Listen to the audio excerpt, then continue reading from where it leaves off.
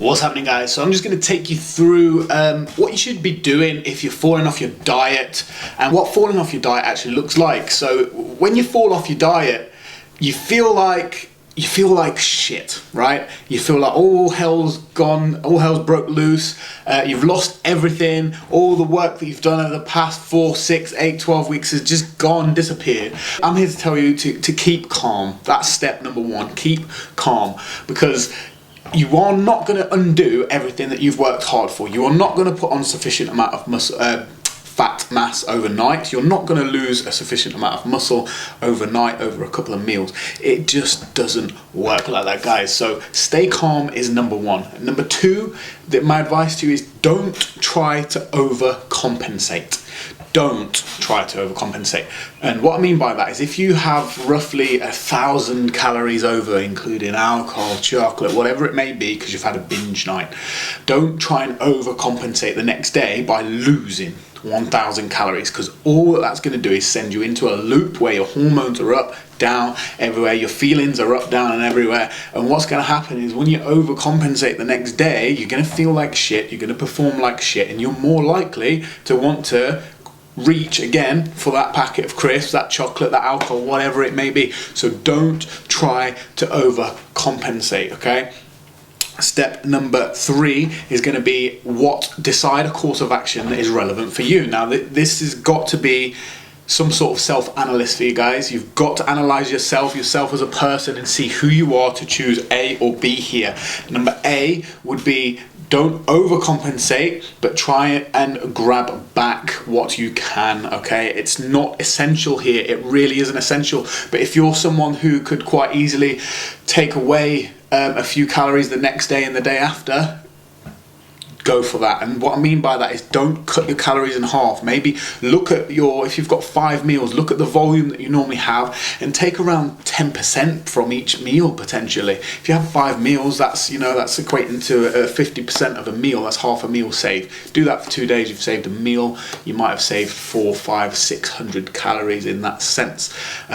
At the same time, you can do it beforehand. If you've got a planned event where you're going to go off plan, you could lead up to that event for the 3 to 5 days potentially on subtracting 100 or 200 calories away from your daily intake, normal daily intake. For example, if you're on 2,000 calorie diet leading up to your event for 5 days, you could save yourself 200 calories so that you eat 1,800 leading up to your event, and then on your event you've saved 1,000 calories throughout the week in order to spend your calories at your event. So that's option A.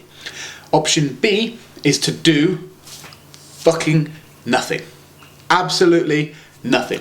If you're someone who can manage your calories well enough, and chances are if you've been binging, you're not that great at it, but if you're someone who can manage your calories well enough, go for option A. If you're someone who can't manage their calories so well, you need to look at yourself and notice that, self-analyze that, and go, hands up, I fucked up, what do? Move on. Own it. Say that you loved that chocolate, you loved that burger, you loved that alcohol, and I wanted it at that time. It's okay for me to want it at that time. I've done it, I've ate it, I've drank it, done. What is tomorrow? Tomorrow is a new day. It is fresh. I don't need to grab back calories here. I don't need to starve myself here. I'm just moving on. Go back to your original plan, the plan that I've given to you or your coach has given to you. Specific plans, macro plans, whatever it may be, go back to your original plan. So A, go and restrict a little bit of a percentage of meals throughout the day, and then B, just own it, move on from it. Don't care about the nitty-gritty things that don't necessarily matter. What's not going to be good is if you can't go back to plan the next day. So if you just go back to plan, you'll be perfectly fine. And finally, point number 4, guys, is you've got to learn from it. If you don't learn from it, you're not going to advance from it. So take out the equation that you had a planned event, put in the equation that you've gone off plan and you've binged, okay? Learn from it. What were your triggers there? What was it that made you go, right, I'm going to fucking have that. I want this, I want this, I want this. What were your points that made you do that? What was your tipping point? If you want to write it down, Write it down. It's not an idiot thing to do to have a diary of trigger points, for example. Mine is, I can't have a small bar of chocolate in the house. So if I have like a big dairy milk, I can't have one row of dairy milk. The whole dairy milk is going. Therefore, I don't have big bars of dairy milk in my house because that's my trigger point.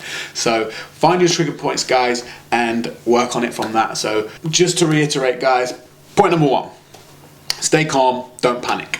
Step number 2, don't try to overcompensate in abnormal amounts. Step number 3A, bring back some of those calories if you're the type of personality that will feel comfortable to do that. Or B, own it and move on.